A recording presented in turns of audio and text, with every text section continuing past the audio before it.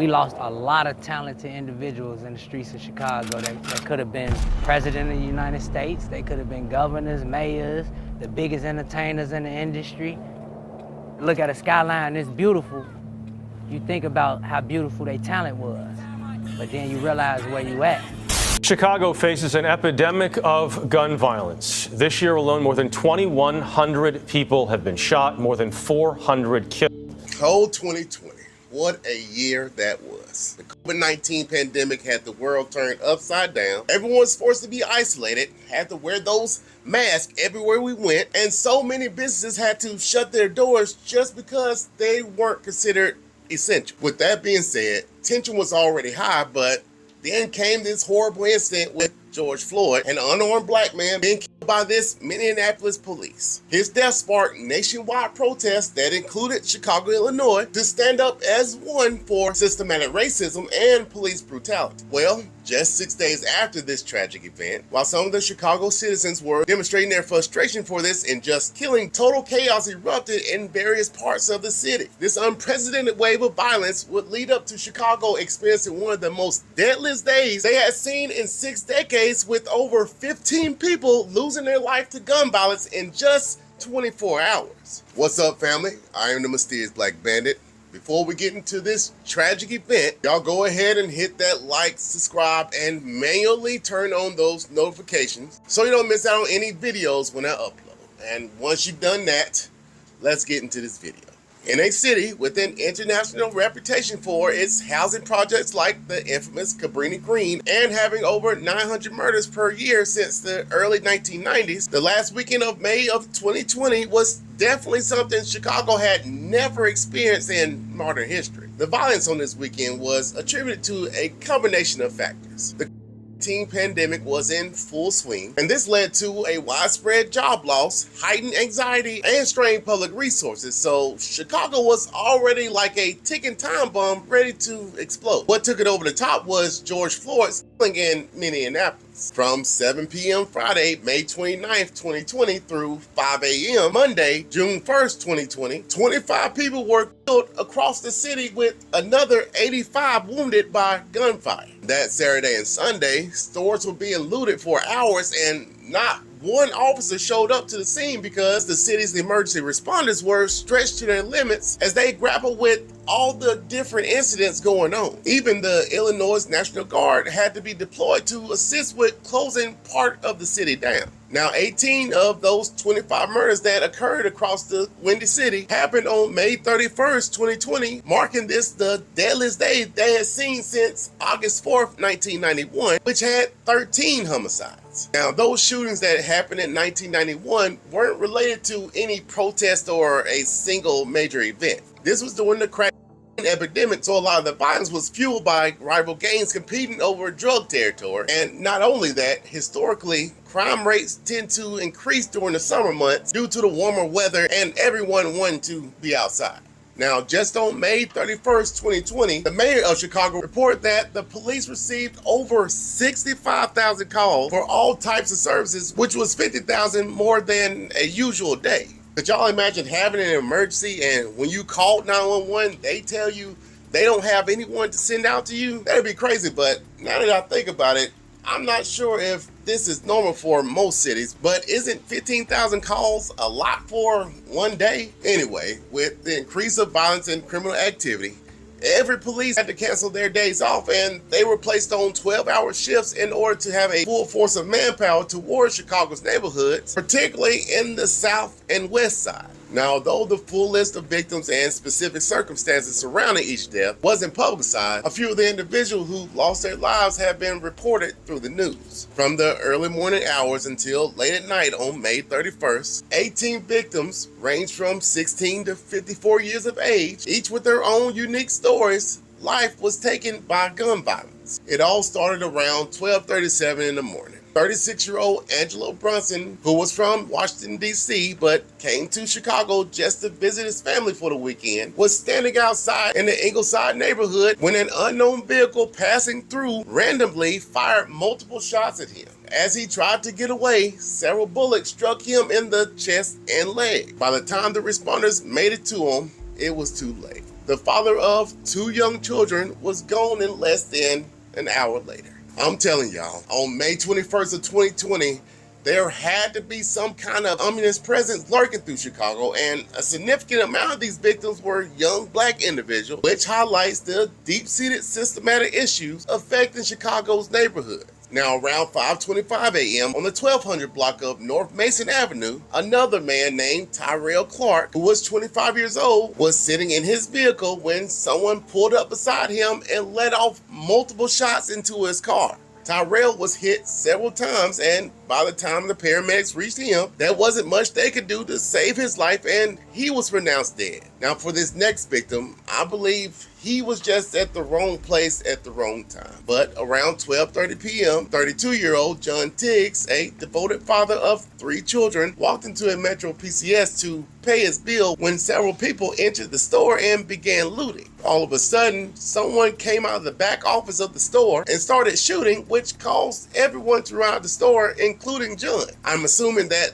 they thought that everything was calm or over because John and this 15-year-old went back in the store, and once they walked in, they were gunned down. John, who was shot in the stomach, and the teen, who was shot in the chest, were both taken to the University of Chicago Medical Center, where John passed away and the teen was in critical condition, but I believe he actually survived. This poor man was described as having one of the biggest hearts, and anytime anyone needed something done, he was the first to be there to help without any questions. This incident was marked as a homicide, but the 2 suspects that were taken into custody were released without any charges. Now, this is something I've had plenty of conversations about, and to this day, I will never understand it, and maybe it isn't for me to understand, but I wish there was some kind of protection or shield around people that are trying to do good on this earth, like 39-year-old Maurice Jelks and his cousin, 31-year-old Darius Jelks. At 1:40 p.m., Darius had just picked up his cousin Maurice to head to Darius' mother's house for the afternoon. While they were waiting at a stoplight in the 1600 block of East 95th Street, someone in a dark-colored SUV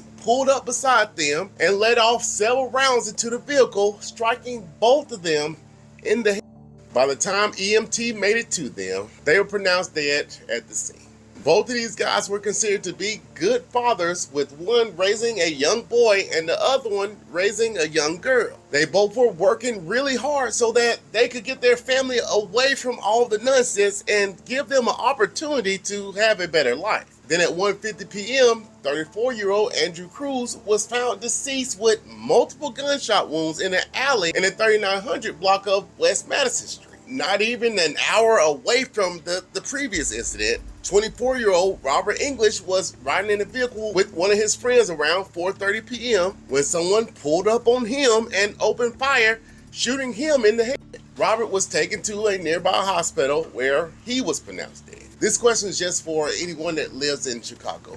Is it really that bad, or are they just pushing this on us to make it seem like y'all are that bad? At 6:43 p.m., 26-year-old Jaquan Newman was in a vehicle with one of his friends outside his home when someone pulled up to them and opened fire. He too was hit in the chest and taken to the hospital where he was pronounced dead, and his friend who was shot in the leg survived. Have y'all noticed how strikingly similar these sound? Now, to me, a lot of these murders don't seem like targeted hits or acts of retaliation. While I don't get deep into the conspiracy theories, it appears as though a more organized group of people might have agreed to create this chaos and began randomly shooting people, given the similarities that few of these incidents have. But like I said, I won't get into all that.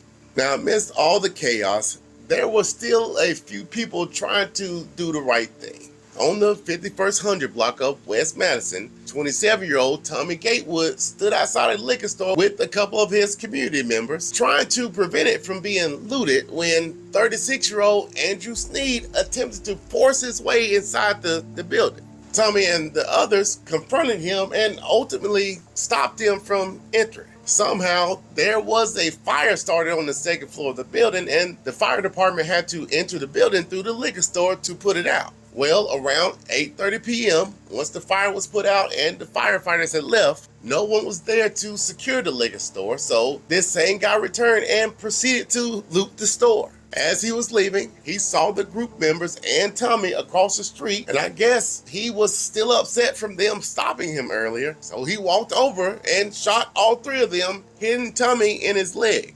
All were taken to the hospital, but Tommy died from his injury. And by the way, one of those people that he shot was an 18-year-old female, so that kind of gives you what kind of person this guy was. Thankfully, he was caught and charged with first-degree murder and 2 felony counts of aggravated battery for discharging a firearm. Now, I was thinking to myself, what do these people get out of shooting and killing someone, and especially shooting and killing the person that looks like you? Do they not feel guilty or even sad about someone dying and others crying over their dead loved ones? I know I'm not from the area and I wouldn't have a clue as to how some of them were brought up, but there has got to be a better way. Now, although all the previous stories were very, very heartbreaking, these last 2 really hit a nerve because these babies were just starting their life. High school students like Lazarus Daniels and Kishana Bowden, I hope I got their names right, and please forgive me if I don't, they both had their future stolen from them due to this senseless violence. Ms. Daniels was an 18-year-old student at a college prep high school in Chicago who was considered to be a funny yet quiet young lady who got along with just about all her peers and teachers. Around 10:51 p.m., her body was discovered while police were responding to a shot spotter alert in the city's West Garfield Park neighborhood. She had been shot in the head. Then there's 18-year-old Kishana Bowden. She was enrolled at West Illinois University where she was studying law enforcement and criminal justice. This young lady was a very determined, intelligent, and joyful person who had the ability to make anyone laugh and could uplift the mood of anyone near her. Well, on May 31st, 2020, around 4:30 p.m., she was on the block of South Carpenter Street where she basically grew up when convicted felon and self-published artist James Reed began arguing with her and a group of people over stolen property. During this argument, Reed pulls out a handgun from his waistband and fires a single shot which struck Miss Bowden in her chest. She was immediately rushed to a nearby hospital where she was later pronounced dead. Ms. Bowden, who always had a smile on her face, had hopes of one day becoming a correctional officer. In one of her last college assignments, she wrote an essay about the gun violence that plagued the neighborhood she grew up and was killed in. Her essay stated, "I have been living here since I was young. It's basically family. We all come from one whole battlefield and we went through the same struggles, knowing we all grew up around violence and police brutality. Still, we remain as a family even though we have disagreements, and when one person hurts, everyone hurts. We all might not hurt the same, but we can feel the pain when one of ours is hurt. Everybody has the same struggle because we all try to pitch in and help each other as a whole big family." This devastating day not only highlights the ongoing issue of gun violence and socioeconomic disparities in Chicago, but also emphasizes the need for a comprehensive solution to address the root cause of what's going on. Like I said earlier, I don't know for sure if it's really as bad as what they show on the news or social media, but if it is truly, truly out of hand. After 3 years of falling homicide totals, 2020 ended with 769 homicides, which is 274 more than the previous year, and the most since the 784 homicides in 2016. Now, according to the Chicago Police Department, 79 officers were shot at in 2020, compared with 22 who were fired upon the year before. The number of officers who were struck by bullets doubled from 5 years in 2019 to 10 in 2020. Chicago, Illinois was such a great place back in the day. This is where the late, great Richard Pryor, Nat King Cole, and Sam Cooke came from. So many Southerners migrated there in search of a better life because Chicago offered more economic opportunities. Did y'all know that these gangs were initially formed with political and social aims? Which means these groups were formed to address issues such as inequality and police injustice. Back in the day, these gangs protected each other against racial violence and intimidation from external groups like the white supremacy group. But now it has all turned into gangs fighting over territory that they don't even own, drugs, and whatever else. I don't care how you were raised, This isn't how it's supposed to be, black people. Do you know why no government official or anyone has tried to step in after this long? If you guys could just understand the power you all have together, nothing could stop you. Anyway, who do y'all think is to blame for what's going on not only in Chicago, but Detroit, Michigan, and hell, Alabama too, Birmingham, Alabama. Also, who do y'all think should be held accountable? Of course, the person that committed the crime should be, but what about these parents? For those underage teens that run the street at will and end up committing a serious crime, why not hold their parents or guardian accountable? Y'all tell me what you think in the comments. All right, family, that will be it for now. For those of you who were affected by this tragedy, I want to send my most sincere condolences to you and your family, and I hope you receive the justice that you deserve. If you haven't already, please go hit that like, subscribe, and turn on those notifications. And for those of you who think that I'm smiling talking about these tragic stories, first of all, understand that's not my personality. I'm not a smiling person. And secondly, stop trying to look for the negative in everything. Okay, family, thank y'all so much for watching. And until next time, stay mysterious, my friends.